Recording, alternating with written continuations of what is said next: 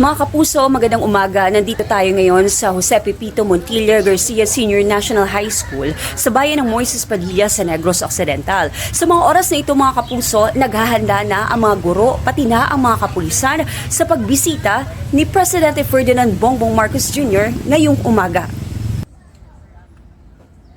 Maaga pa lang ay mahigpit na ang isinasagawang inspeksyon ng kapulisan sa magiging inspection visit ng Presidente dito sa JPMGH National High School sa bayan ng Moises Padilla.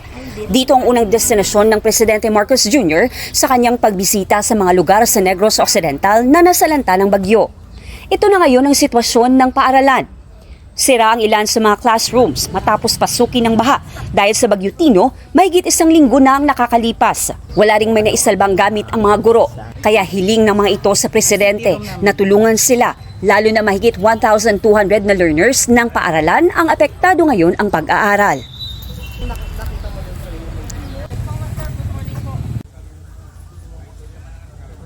Mula dito sa bayan ng Moises Padilla sa Negros Occidental, Aileen Pedraso ng GMA Regional TV.